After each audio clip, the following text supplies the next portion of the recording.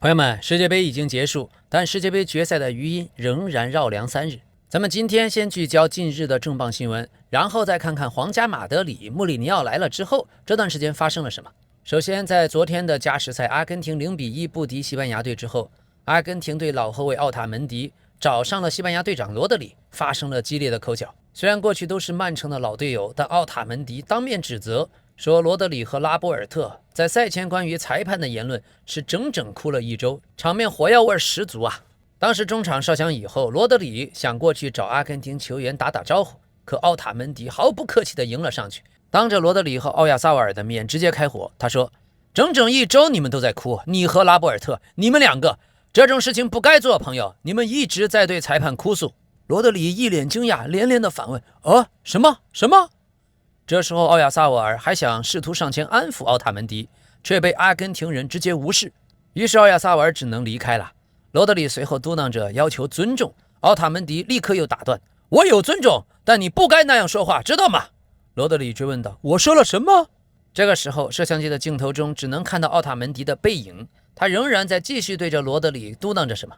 而這一次怒火呢，源於西班牙隊在赛前的一系列言論。羅德里曾經在賽前表示，不要陷入挑釁當中，而拉波爾特的發言更加直接，他直接公開說，在最近的幾場比賽，我們看到了一些讓我們極為驚訝的事情，一些被輕易放過的行為，尤其是阿根廷隊，他們會在場上留下很多小動作，這在足球中不應該被允許，尤其是在如此重大的賽事中，因為這可能讓你失去冷靜，被激怒，而控制這些事情是裁判工作的一部分，以免被对方鑽空子。如果1-2個球員可以隨意的這樣做，比賽就會徹底失控。另外，根據賽後的各方報道，決賽後確實是阿根廷球員莫里納先擊打了羅德里，導致了衝突，而阿根廷的助理教練還打了奧爾默。有一段從看台拍攝的全過程揭示了整個事件。當斯洛文尼亞主裁判溫切奇吹響了中場哨之後，西班牙國家隊的球員開始慶祝，替補席上所有球員都紛紛衝入場內和隊友慶祝，這也包括此前被換下的羅德里。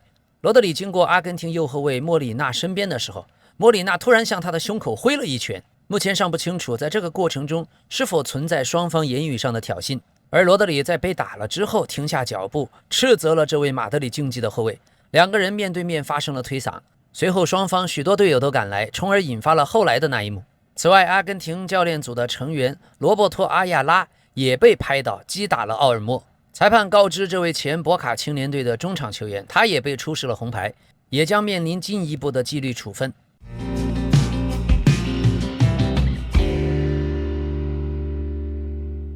朋友們，世界杯結束以後的節奏，咱們慢慢找回來。感謝您的訂閱，感謝您的點讚、熱推、分享、評論。好，咱們繼續。而根據阿根廷媒體的消息，歐洲杯冠軍和美洲杯冠軍那一場歐美杯的對決，還有可能在今年11月重新安排。說是各方都正在努力協調，爭取在年底前完成這場備受矚目的較量。可現在最關鍵的是，梅西還沒有就退出國家隊做出任何正式的表態。39歲的梅西仍然是世界杯中最具威脅的球員之一，他選擇現在保持低調，不對外發聲，因為他很清楚媒體會過分解讀他的每一個舉動。作為隊長，他不希望現在成為外界討論的焦點。他本人也堅持認為，只有自己才能決定何時告別阿根廷藍白戰袍。所以阿根廷足協心知肚明，已經着手規劃未來，希望繼續以梅西為核心。足協的設想包括讓梅西繼續參加歐美杯、世界杯預選賽，甚至參加28年的美洲杯。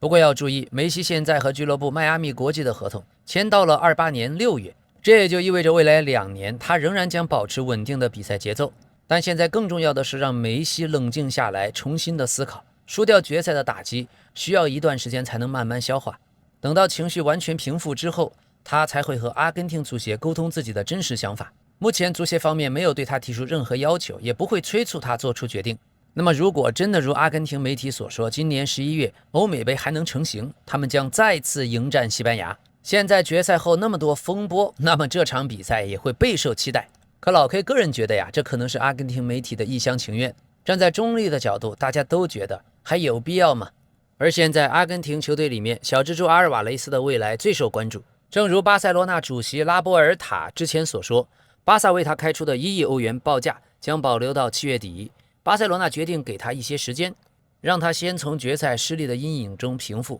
巴塞羅那相信阿爾瓦雷斯會主動尋找馬德里競技尋求改變，因為他始終表態夢想着加入巴塞羅那。而據說今年2月份，馬德里競技的 CEO 曾經向他承諾，如果有豐厚的報價便會放行。所以小蜘蛛對馬德里競技現在這種突然改變狀態感到非常疑惑。接下來他必須為自己的未來主動出擊。這一次決賽，阿根廷球迷最困惑的就是老塔羅為什麼始終沒有得到上場機會。而許多人都相信，正是恩佐得了一張紅牌，打亂了主教練的部署，否則老塔羅在加時賽是有機會上場的。老塔羅是阿根廷隊裡面除了梅西以外，踢球思路最清晰，球風也乾淨，用腦子而不是用身體踢球的。但是最後2個中後衛受傷換人，還有紅牌，本來絕對不會占換人名額的恩佐和羅梅羅全都下了，硬生生將老塔羅唯一的希望給掐滅。在輸掉決賽之後，老塔羅的妻子在社交媒體上發布了長文，鼓勵了丈夫。她寫道：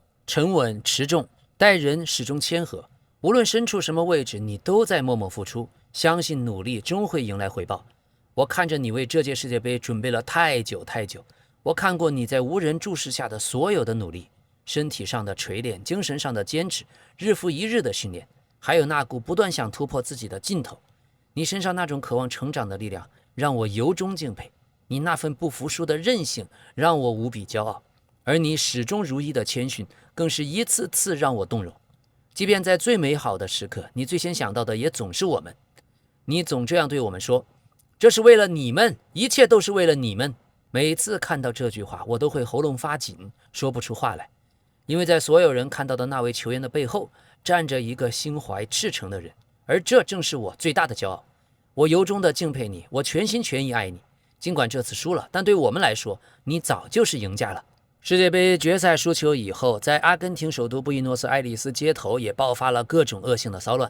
有數千名民眾聚集在街頭觀賽。中場哨響以後，失利帶來的沮喪情緒徹底失控。當天晚上23點45分左右，騷亂爆發，情緒激動的球迷在街上和警方發生衝突。事件至少15人被捕，多名平民和警員受傷。騷亂的導火索是有幾名球迷翻越了方尖碑的防護圍欄，這座方尖碑是高67.5米的國家地標建築，現場瞬間陷入混亂，球迷向警方投擲了玻璃瓶等各種雜物，警方緊急釋放了催淚瓦斯，動用了高壓水炮、橡膠子彈，竭力驅散鬧事的人群。最後警方從科連特斯大道向貝爾格拉諾大道推進，並繼續地向南清理街道，人群這才開始四散撤離。實拍畫面顯示，防暴警察手持盾牌、警棍穿行於街道間，路面上遍地狼藉，散落着各種廢棄物。而根據各種視頻，在決賽以後，梅西一個人在場上踱步，遠處同時有2波阿根廷球員和西班牙球員發生了衝突，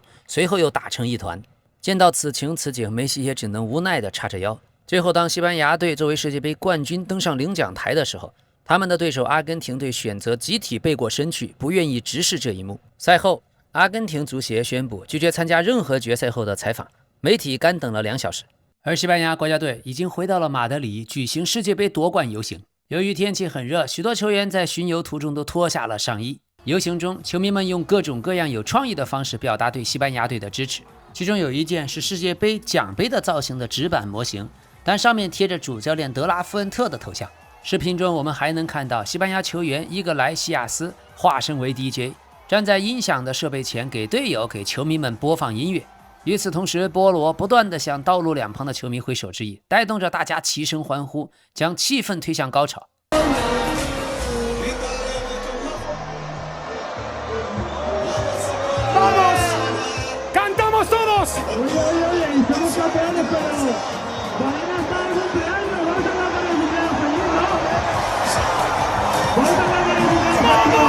好，今天的重磅新聞，英格蘭名宿凱文基港因为癌症去世，享年75岁。他过去曾经在1978年和79年2次获得金球獎，球員生涯非常輝煌，俱樂部出場接近750次，隨利物浦4次奪得了英格蘭頂級聯賽冠軍，還效力過德甲的漢堡隊。1996年，凱文基港率領的紐卡斯爾聯隊，距離他們自1927年以來首個頂級聯賽冠軍僅一步之遙。在那個賽季大部分時間，紐卡斯爾一直是奪冠熱門，一度領先曼聯12分。可隨後基港的球隊戲劇性崩盤，再加上福格森率領的曼聯在最後15場贏下了13場，最終紐卡以4分之差排名第2。1999年到2000年，凱文基港執教英格蘭國家隊，在他執教期間，2000年歐洲杯英格蘭隊小組賽出局。這位真正的利物浦傳奇，真正的金球獎得主，這位紐卡斯爾聯隊的紳士主教練，我們向您致以崇高的敬意。OK， 意大利隊的消息，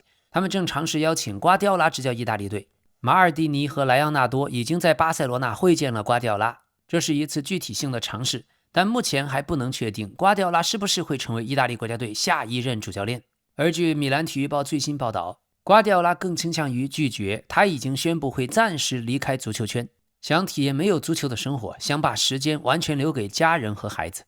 OK， 在世界杯決賽西班牙隊獲勝以後，現在26年金球獎得主最新的排率變化情況：第1名哈里凱恩49%的可能性，第2名亞馬爾27%的可能性，第3名羅德里和 K77 並列都是8%，然後是姆巴佩和鄧貝萊並列7%，第7名梅西3%。好，輕鬆一下，在世界杯決賽期間，姆巴佩和他的西班牙女友坐在一起，或者說抱在一起，觀看了這場比賽的直播。視頻顯示，他和西班牙演員女友埃克斯波西托在遊艇上悠閒的度假，同時朋友們聚在一起，都在看世界杯決賽。而最終，由於梅西在決賽中沒有進球，姆巴佩以10個進球榮獲本屆世界杯金靴獎。而另一邊，亞馬爾的女友已經在社交媒體曬出了他手捧大力神杯和亞馬爾的合照，並且配文道：“你做到了，恭喜你，親愛的，你是世界冠軍。”這一次世界杯決賽的中場秀，原計劃只用20分鐘，但實際用了27分23秒。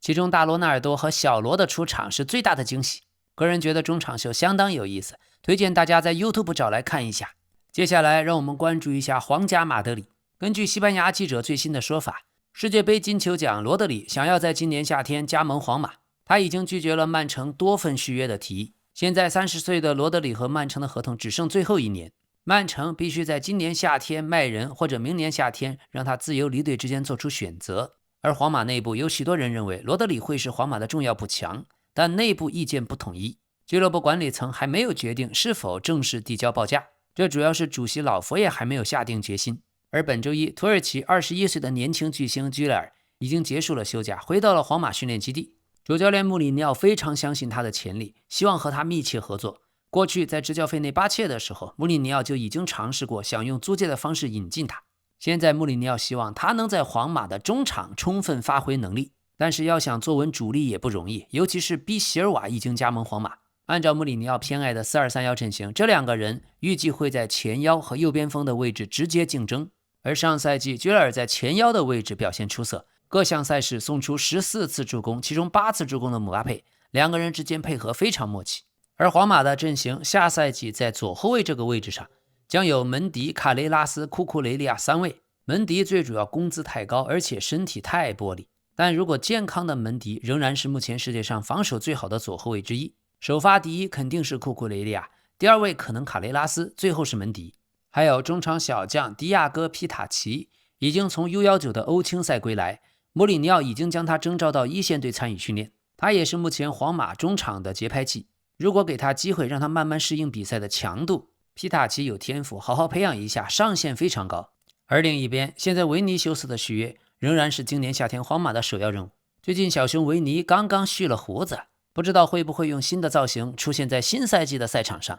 可大家看了一下子好像老了20歲。最近聽說曼聯有意想打破轉會市場，將維尼修斯作為潛在目標，但這樣的傳聞可信度太低。曼聯畢竟現在的工資結構已經遠不是從前了，而維尼修斯的工資連皇馬都負擔不起，放眼全球可能也只有大巴黎、曼城可以看一看，除此之外就只能沙特大老爺了。另外，咱們皇馬的庫库雷利亞，過去他跟西班牙队的巴埃納打了個賭，做了個承諾，拿到世界杯冠軍將把主教練德拉富恩特的臉紋在身上，所以決賽夺冠以後，這是個巨大的看點，球迷們充滿了好奇。好，最近幾天，穆里尼奧帶隊在皇馬的季前訓練，卡馬文加給他留下了深刻的印象，所以此前卡馬文加那些轉會的緋聞已經被否認。現在他的開局非常出色，下賽季很可能在穆里尼奧的手下重獲新生，而且咱們別忘了他還只有23歲。而關於拜仁慕尼黑的球員奧里塞，皇馬不希望他的轉會破壞和拜仁慕尼黑的關係，今年夏天很難簽下他。任何關於奧里塞的行動，他們都會事先通知拜仁，而且不會違背這一協議。所以即使出價2億歐元，皇馬也認為想簽下奧里塞現在是不可能的，拜仁也拒絕出售。皇馬現在已經開始放風，覺得今年夏天目前的陣容已經足夠征戰最高水平的賽事。好的，讓我們慢慢找回世界杯結束之後的節奏。感謝您的訂閱，感謝您的點讚、評論、熱推、分享。這裡是老 K 足球新聞，一個有溫度的足球頻道。咱們明天再見。